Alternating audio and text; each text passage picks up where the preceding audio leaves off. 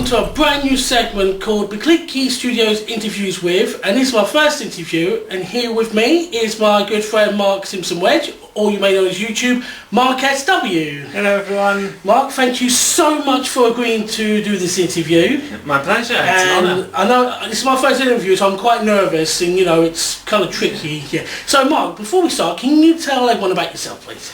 As you know, my full name is Mark Simpson-Wedge, or Mark SW. I'm from Leicester. I have autism, and like Scott, I'm into Thomas the Tank Engine and Jerry Anderson shows. I'm also into Doctor Who, Robot Wars. Yeah. Cool. Okay, so when you mentioned Robot Wars, this is my first question.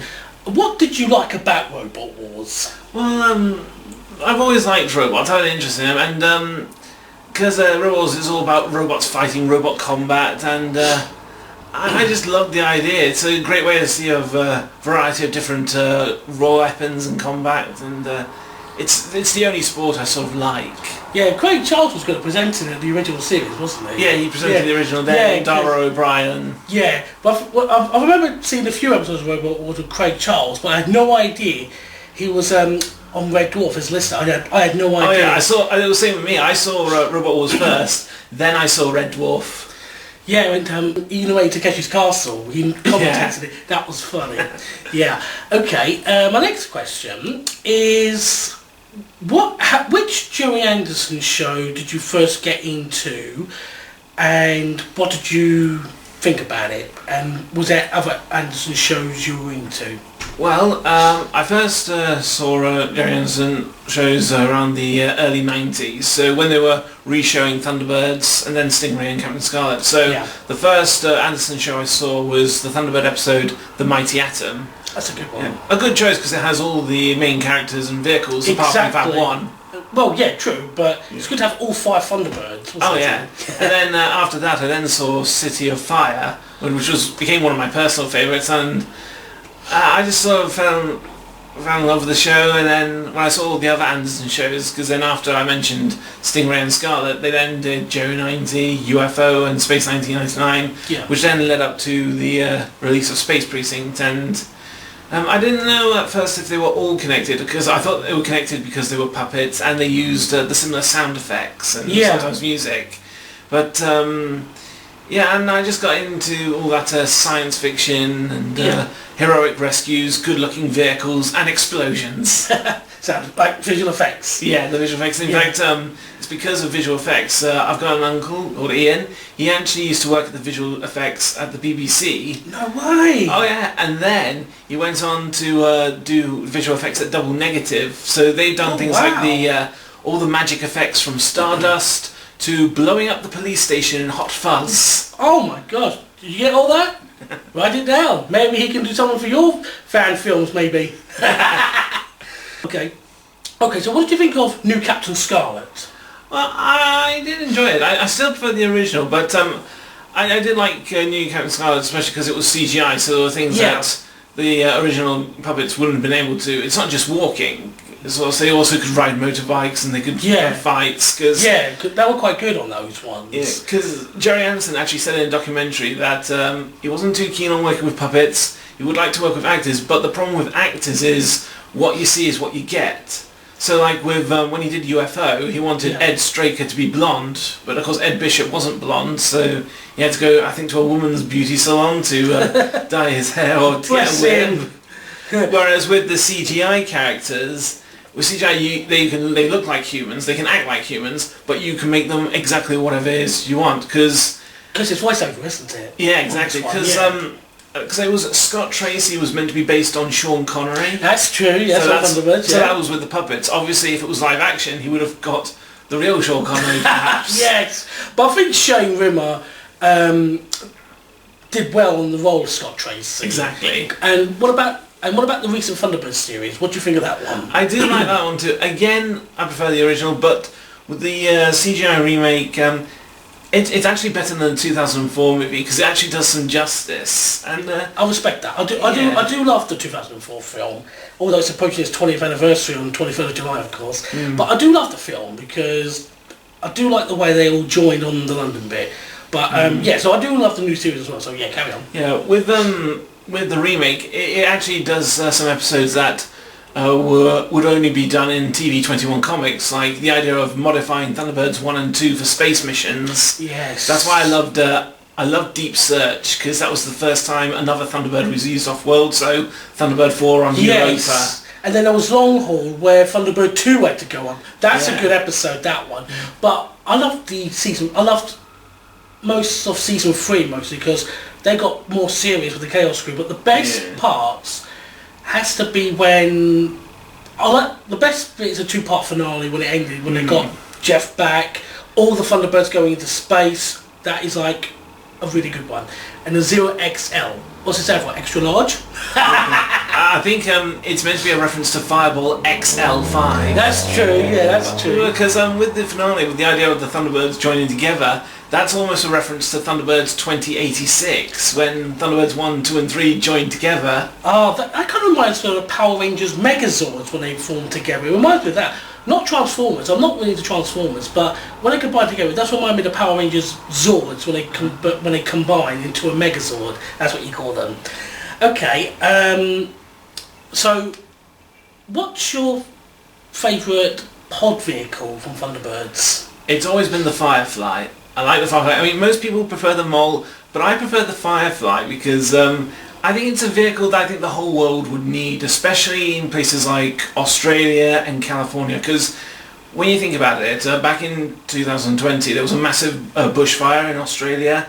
Yes, I heard about that, yes. Then later on, wildfires all over the west coast of America, not just in California, near the whole west coast. So I think the Firefly is a vehicle they would definitely need, because most people would think, oh, we'll just get an ordinary bulldozer, modify it. Well, yeah, but the Firefly is built to withstand extreme heat, so... Yes. Okay. So it's true that your favourite craft is Thunderbird 2? Yeah, I do like Thunderbird 2. Can you tell everyone why Thunderbird 2 is your favourite Thunderbird craft? Well, for a start, it's launch sequence, because you got all the slides. Yes! Because when I go to the park, go down the side, it's like being Virgil Tracy. And also like, that sort of like... ooh, which pod is it going to be? Which module is it going to be? Because when you were going back to the CGI series, I did like the idea of them sort of designating each pod for what they could have been. So, you know, pod 1, firefighting, pod 2, the pod factory, and so on and so forth. Because that was another point. With the pods used in the CGI remake, I like the idea for, like, maybe if it was used for episodes like the Duchess assignment, because when you think about it, Virgil was sort of lucky that he had the Mole and the Domo on board. Yeah. Whereas if he had the module setting... That would take a while. but it would have, be more accurate, because they just didn't know what they were going up against, so it was just sort of luck that Virgil took the right pod. Oh, yeah. They probably know which vehicles to choose. Maybe from brains, possibly, to choose which pod to take.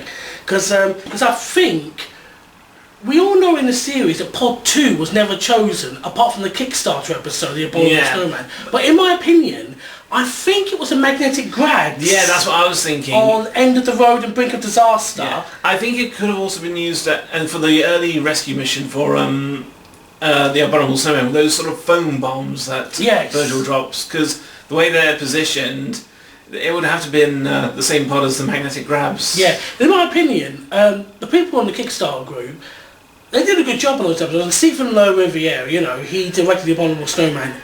It's my favourite one. It's a masterpiece. And if he ever sees that, I love it. My favourite one. Good job, mate. Okay. Okay. Favourite character from each Jerry Anderson show you enjoy? We'll start with Thunderbirds. Okay, Thunderbirds, it'll be Virgil Tracy. Okay. I won't say them in order, I'll just say in the mixed order. So we've got Thunderbirds. Captain Scarlet. Ooh, Lieutenant Green. He's a good character. Yeah. Do I get a coconut? If you ever get out of this, Lieutenant, I'll buy you all the coconuts you can eat. Got Captain Scarlet right here. That's one of my favourite Lieutenant Green lines. Stingray. Stingray, Marina. Aquamarina. My first fictional character crush. my first fictional character crush was it wasn't any Joey Anderson character. It was actually the pink Mighty Morphin Power Ranger, who I got to meet actually, which was quite good. 6 months ago though. That gets quickly, doesn't it? Do you like Joe 19? Oh yeah, Joe 90's good. Poor Jamie Anderson. He wouldn't like that. I'm not too keen on it. I like it because it's almost like a junior James Bond, because there is like another spying type show with kids as the heroes, Am I High? I've heard of that, yeah. It's not that good, to be honest, because all it just does is takes the mickey out of James Bond. It's not taken seriously, like they don't, all the missions are in the UK, so they don't go to any erotic locations like Miami and Monte Carlo, whereas Joe 90 he does, and he gets to operate all kinds of vehicles, which is what James Bond would do. Okay, so who's your favourite character from Joe 90? Well, Joe himself. Joe McClane. Yeah. W-I-N. Okay, what about Terrorhawks? Terrorhawks, do love Terrorhawks. Really good. Yeah, I like Sergeant Major Zero. Oh, he's my favourite. You know, no, the lovely boys, shut up! If they did that for maybe half what Mum as well as Terrorhawks, it would be like, oh look, Sergeant Major Williams has turned into a ball. I mean, imagine that would be hilarious, wouldn't it? Yeah, he's a good character. I also like, Neinstein was good, wasn't he? Yeah, I think the only problem with him, he was a racist to robots. Yeah. He thinks robots shouldn't have personalities; they should always obey orders. Exactly. I think he was scared of them, because if robots had personalities, which is what Zelda had, they could rebel. Whereas he sees robots should be like slaves and servants. Yes. And of course Zelda rebelled against it. Yeah, it's like probably turn them evil against the told, possibly. Like, not like reprogram them. Yeah. It's like, of course, with the Zeroids, though, they're better because they can think of themselves, but they have a sense of right and wrong. Yes, absolutely. Whereas Zelda's suggestion is, of course, that blow up every human. Zelda's still good. I mean, and the way Denise Bride did a good job voicing her, and she was good. She's the type of villain who would talk like a common earthling, like she says scum and uses insult words with her family, like, be quiet, you mechanical moron. Okay. What other Joey Anderson shows do you like? Do you like Space 1999? I'm not fanatic about it. It's good, but okay. I do like Maya, because from the second generation, because I admit I wasn't too keen on the second series of Space 1999, which most Anderson fans are pretty much saying they prefer the first one. Yeah. But I do like Maya, the idea of a shape-shifting alien. Oh yeah, that sounds good, yeah. Okay, so we'll change the subject now. Can you tell everyone about the series The Defenders that you made? Ah, yes. Although I was on episode 29, which was actually good, my entrance was a bit of a secret. Yeah, well, the idea of that came from watching some YouTube videos, because in America there are lots of YouTubers who are doing these videos where they're themselves and they're saving the world, they're fighting evil forces. Sometimes they're mythical creatures like witches and monsters, or they're terrorist organisations like the Bond villains. Yeah. But so to give some examples, if you want to go and check them out, like there's Escape the Night by Joey Graceffa, The Game Master Network by Rebecca Zamolo, and The Spy Ninjas by Chad Wildclay and V Quaint. And other YouTubers do similar things, and I just thought, well, why should the Americans have all the fun? How about we British do something similar? Show how we kick a bad guy's butt. Oh, yeah. And I thought, if I give it a Jerry Anderson style, maybe I can introduce a new generation. So if I had things like heroic rescues, cool vehicles and explosions. Team-ups, maybe? Something like that, yeah. Now you get different people from different locations, like a crossover sort of... Not like a crossover, but like just a team-up, like something like that. An ally sort of thing, yeah. Because we actually, in the series, I do mention the Spy Ninjas, for example, and the Game Master. Do you like Spy Ninjas? Oh, they're a good team. They've actually got some gadgets that are used in the series. Yes, I've seen those, yeah. They're quite good. What was your favourite gadget used in the making of it? Oh, favourite gadget... That's a tricky one. I would say the lie detector I used. Oh, but, yes! That's a great gadget, that is. Especially because I admit we had a few technical difficulties with the lie detector, but there are commercial lie detectors you can buy. Of course, they're not meant to be 100% accurate because they're toys, but usually mostly other lie detectors that are sold to the public, they're ones that sometimes give you an electric shock. Oh! So I was like, no way, no. But this lie detector doesn't. Quite shocking. So if you do lie, you're not going to get a shock. No. So it's safe. Yeah, because that would be torture, wouldn't it? Yeah. In real life. Exactly. Yeah, okay. We know you had some other cast members. Apart from myself, you had other cast members. Yeah. Did they enjoy being part of the series? Oh yes, they had fun, especially the woman who played Lieutenant Epsilon, who later became Maya. Yeah. Her name was Divya, and she was an actress from Leicester. Recently moved away, but she definitely enjoyed it. This was her big sort of acting chance, her first acting chance, because she was into acting. So I gave her sort of the chance there, and when I was interviewing her, I asked her when will she change his size from Lieutenant Epsilon, the bad guy, to the good guy, if she wanted to use her real name or come up with an alias name, different name to use. So Divya decided to go for Maya. So that's what she chose, and I thought, Maya, as in Maya, I've just mentioned from Space 1999. Yes, I was going to say that. That's almost an Anderson reference. So I said, yes, I want her on this project. And you also had some close friends of yours as well. Yeah, I had Andrew Clements, Chris Thompson, and Jane Davies. So because we're part of a friendship group called the Defenders, and I just sort of decided to modify it to make it look like an organisation, one dedicated to fight evil forces, perhaps. Yeah. No one steps on their turf, otherwise they'll be destroyed. Well, we try to negotiate first and then attack. Exactly. Never mess with the Defenders. No. Do you have, what are your top 5 favourite episodes from the series you made of the Defenders? What's your top 5? Well, my number 1 favourite is number 22, the one where Divya and I have to stop the missile from hitting a target in Las Vegas. That's a good one. It was inspired by the Captain Scarlet episode Renegade Rocket. Yeah, because I think the rocket you made, I think that was like a little model of the 2004 Thunderbird 1. Yes, it was. And you customised it. Yeah, to make it look like the VGR rocket from Renegade Rocket. He's good at that. I've seen the pictures. Really good. The second favourite is the final episode, which is almost like a cross between The Uninvited and Crater 101. Yes, because the end of it, when it blew up and you came out of your vehicle, that's like a Crater 101. Yeah. That's really good. Imagine Captain Blue says, "What a guy."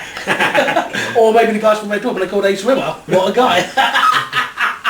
Yeah, that's one of my favourites, that on the finale, I call it. Yeah. That's fantastic. And because he did 32 episodes in total, it was like watching an entire series of Thunderbirds and Captain Scarlet, because they had 32 episodes each, didn't they? Yeah, I think they did, because some of them had like 39 episodes. I didn't want to go that far. No. Okay. Number 3? Number 3, I think the episode before the finale, 31, when I had the air battle, and then the ground battle. So the ground battle was almost Joe 90. But yeah, that's where you get to see like the Defender vehicles in action. Oh, yeah. So because behind the scene tip, the Falcon, the shuttle, that's our sort of flagship, that was a 3D printed model. Oh wow. So it's sort of like a cross between Battlehawk from Terrorhawks and the Spectrum shuttle from New Captain Scarlet. Yes, the not the Albatross, it's the one that actually goes into space, it's the one that carries the Bison. Oh yeah, I'm trying to remember what it was called. I don't think they actually gave it a name. No, they didn't, no. Well, yeah, I know what shot you're on about now, because it was first used on Instrument of Destruction Part 1 with Scarlet and Blackenboard. Okay, what's number 4? Number 4, probably the last part of the Haunted House episodes. Yes. The one where I'm fighting the rock monster. Is that when the computer error was there? It's actually pronounced Amy. Amy, that's it. Stands for Artificial Intelligence Mainframe Entity. I said error. I'm thinking of like Red Dwarf, Series 10 in Tangle. What was I thinking?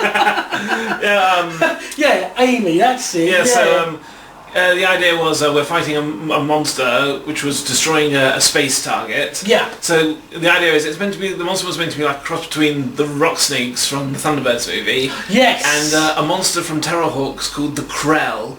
Rings a bell, yeah. Yeah, it's the one where Zelda tried to destroy the space Fort Knox. It's a sort of fluffy monster with a laser eye. Yes, I think I know what you're on about, yes. So that's number 4. What's the last one? Oh, number 5. Probably one of the ones when I was at the sort of Hudson Village Hall ones. I think it's episode... I think it's number 11.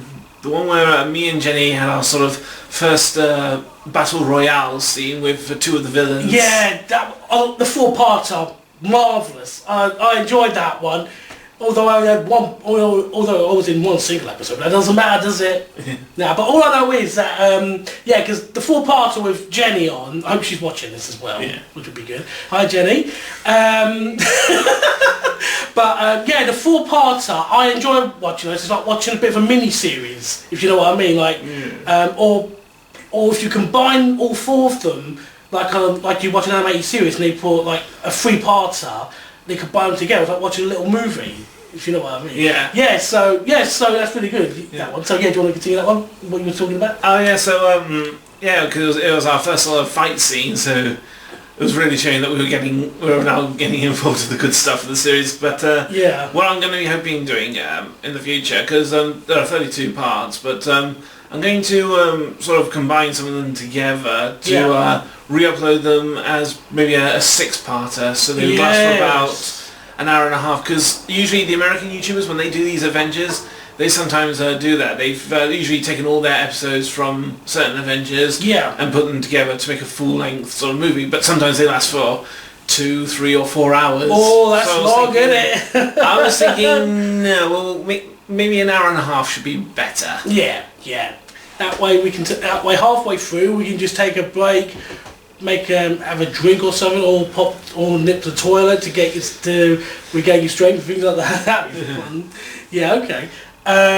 So what's next for the Defenders? Will there be more? Or well, of course, I would love to do more, but of course, doing the project was very expensive. £3,000. Oh, if Mark does plan a second series and you guys want to help, please do. Yeah. So write a cheque of £10,000. Yeah, but I can do something like something simple, like maybe some audio Avengers. Like you see now some Jerry Anderson shows, they've done some audio Avengers. Yeah, stuff. I actually got most of those. Yeah, I've got all the Terrorhawks, all the Scarlet and Thunderbird audios.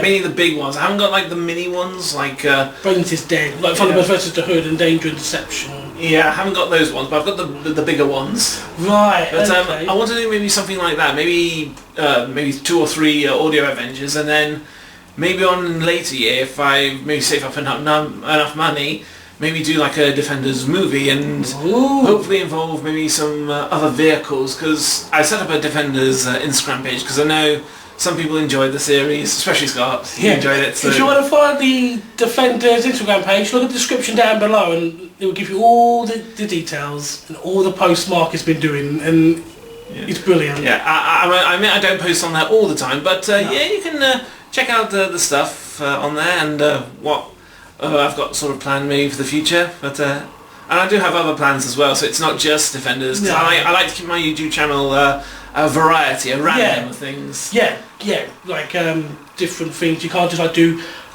one thing all the time. You have to do as many as you can. Because, for example, this year we're celebrating the 40th anniversary of the TV show of Thomas the Tank Engine. Yes. So I want to do something in it. It's on there. And 60 years of Stingray.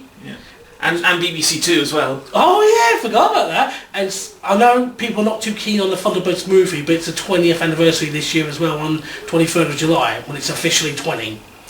I know Mark probably's not. I know you're not too keen on it, but I love it a lot. You know, I'm sure people will take that as a compliment. Oh yeah. Right, so, since, I haven't thought of any more questions, so do you want to hear questions from different people on different things? Sure, bring them on. Okay. Okay, so I'll start with my friend from YouTube, whose name's Jason. He's known as Jivio, because of Rusty Red Scrap Iron. He's got 2 questions. Okay. And his first one is, this is a good one. If you could have any characters from any other franchise step into your series, The Defenders, who will they be? Ooh. It's tricky. Right. Well, the Defenders organisation, it's meant to be like a cross between the Terrorhawk organisation and UNIT from Doctor Who, so I'd probably have 2 characters. I'd have Sergeant Major Zero. It's nice to have a robot on the team. Yeah. And I'd also have Jo Grant from the 3rd Doctor era. She was a member of UNIT. I admit she was a bit clumsy, but her heart was always in the right place. She was a good character, Jo Grant. Absolutely, yeah, I bet. I'm not into Doctor Who, so I don't even have a clue. For the record, I prefer classic Doctor Who. I mean, I stopped watching New Who around at the beginning of Series 9. Can't blame you. Okay, Jason's second question. Which universe would you rather live in? Doctor Who or the works of Jerry Anderson? Oh. Yeah, that's quite a tricky one. Right, well, since I was brought up more with Jerry Anderson, maybe one of his worlds. I think maybe the world of Thunderbirds, because we're in safe hands. Yes. With Thunderbirds, yeah. Maybe we live on Tracy Island.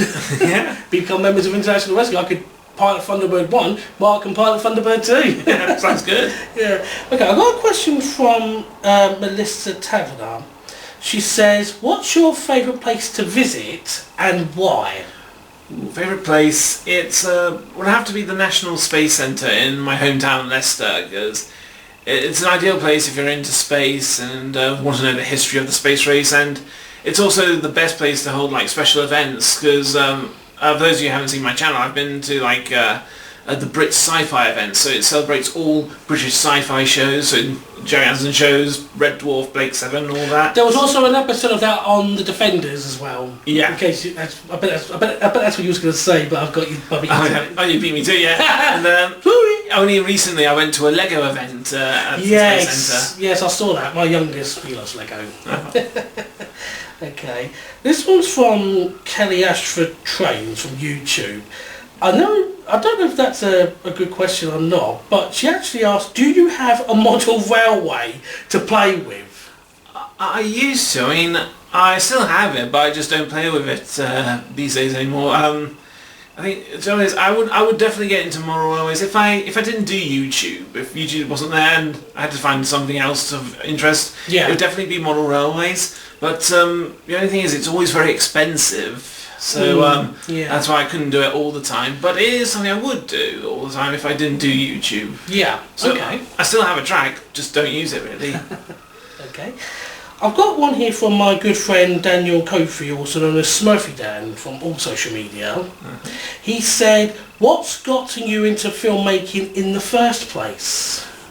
Ooh, well, it's, like I said, definitely with the Jerry Anderson show, especially when I saw some of the behind-the-scenes stuff, because there was one documentary I remember called The Pig Attraction. It was on CITV. Right. I think it was meant to be like a documentary all about puppets, and they actually did a Jerry Anderson special there.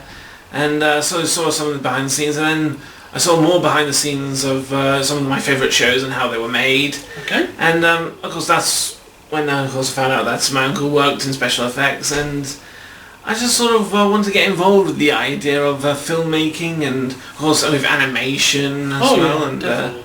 because I like to do like maybe all styles, because they're all very useful. Yeah. Yeah, that's good. Okay. This one's from our friend Sean Downey, but on YouTube because of Downey Studios, because he's got his last name in the studio, bit from me, of course. When did us, including Ross, meet each other for the first time? I know the answer to that one, but it's Mark's interview, so he can answer it. Yes, we met in 2012 at one of the Norcon events, and yes, because I first sort of discovered Scott on YouTube when I heard his voice on one of his videos. Oh, wow. He was reviewing, going through one of the old Thunderbird magazines from the 90s, and... Oh yeah, I remember. I was like doing one of the uninvited, possibly. Yeah, I think it was you were doing uninvited, and you also did Pit of Peril, going through the artwork through that one. Yeah, I did comic videos as well of those. Yeah. As well. Yeah. So then I was checking out this Anderson stall, all the Anderson collection at Norcon, and Scott and Ross were there. We were just chatting, and I just was wondering, have I heard that voice before? I just checked. Aren't you from YouTube or something? And I said, yeah, I might be. Starbuck Productions. Yeah. And because it was my voice, wasn't it? And me and Ross showed you our impression of Thomas and Percy from his mini-series, and you said, yeah, that's you guys, all right? Yeah. So you've been friends with me and Ross for about nearly 14 years. Yeah. That's a good one. That is good. Okay. I think that's about it. I think that's all the fan questions we have. But no, I think there were very good questions on those. So thank you for sending them. Yes, thank you guys. So so if you've got any other questions for Mark, even though his interview's finished, will be finished soon. But if you have any more questions, just follow them on social media. Would you tell everyone what you're on? I've got Facebook, Instagram, Twitter, or X, whatever they call it these days. I also have Reddit, which I'm just getting used to it. And I'm also on Fiverr and People Per Hour. They're freelance websites. So if you want me to do like some voiceover work, which I've been doing recently, yeah, I can do that for you. Great. And I've also got TikTok. We've been doing some TikToks together. Oh yes, we've done one some time ago, and we're actually looking forward to doing it. Well, I'm actually looking forward to seeing it. Just keep an eye open on YouTube. You'll see for yourself. YouTube and TikTok. Oh yes, definitely. That's going to be funny. Although I had an idea, he stole it. But I got him back for another idea on a different TikTok he's working on. So let's see what happens. Right. So I've got just a couple of last questions. Apart from filmmaking, do you have any other hobbies? Yeah, because I mentioned modelling, so I like doing model making work, and during the pandemic I got into Roblox, so some computer games, and that's like there's a good game I think you'd like called Sodor Online, where you get to... Is it a Thomas sort of game? Yeah, and you get to do different types of jobs, so you can deliver passengers and goods. Sodor Online, I'll give it a try. You know, if Mark sends me the link, I'll take a look.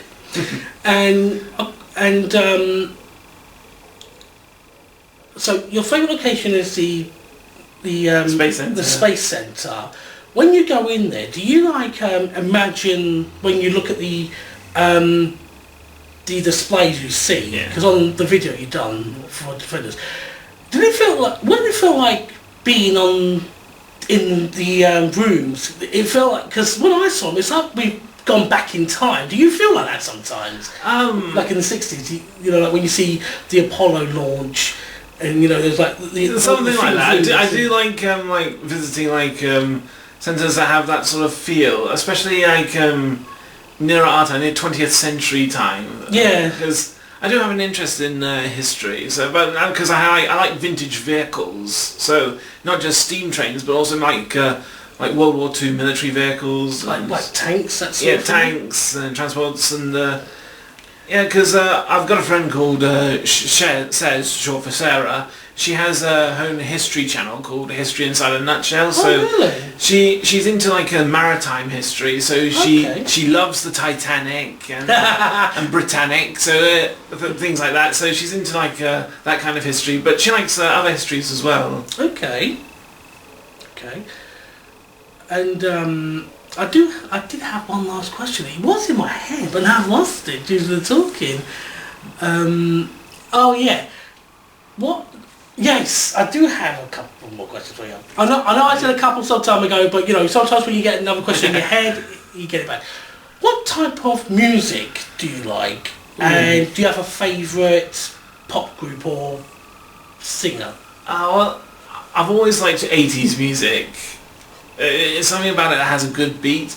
But with like pop groups and bands, they've always changed over the years. When I was a kid, I used to like S Club 7. Just like, yes! Get in there! Rachel's my favourite. Hi, Rachel. I met her twice.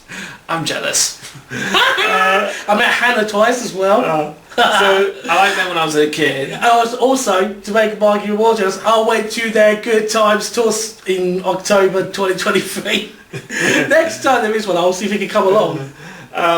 So I liked them when I was a kid. Yeah. Then when I was a teenager, I would go into Beyonce, and then sort of a young adult, AC/DC. So the people do Back in Black, Highway to Hell, those kind of songs. That's a good song, Back in Black. But then recently, I like all kinds of bands and music. But like I said, I've always been more partial to 80s music because there's something about it that has a really good beat. Okay, and here's a very interesting question for you.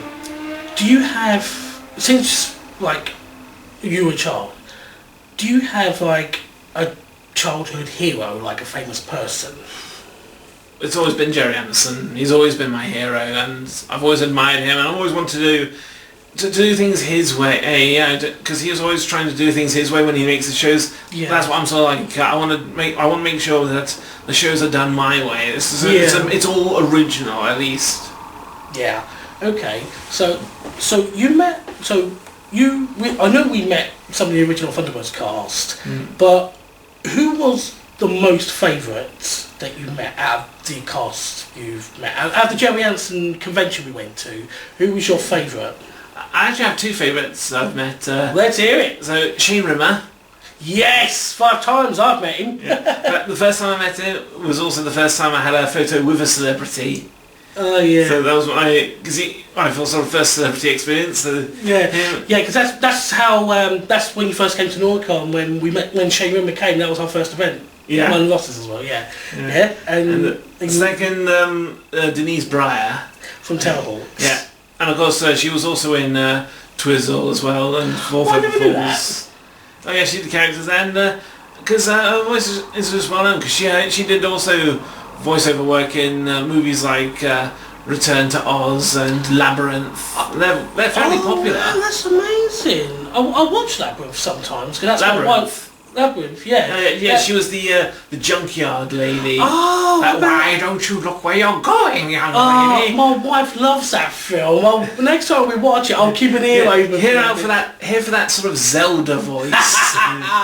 That's good. Right, so I think we're just about done for this interview. So Mark, thank you so much for agreeing to do this, and I hope everyone enjoys watching this interview. And if you like to see Mark's social media pages, just go on Facebook, X, TikTok, Instagram, Reddit, and Fiverr. Fiverr and People Per Hour. Fiverr and People Per Hour aren't really social sites, but again, you can just check them out if you like. Yeah. And also, look at his YouTube channel. He does fantastic videos. I'm one of his biggest fans for sure. And he's a good friend as well. So everyone have any more questions for Mark, just contact him on social media and he'll answer for you straight away when he has the time. So until next time, or as Mark was saying on his Defender series, if you do the honours. Yep, I say this on all my channel videos. Yeah, so would you do the honours for this one? Over and out. Bye guys.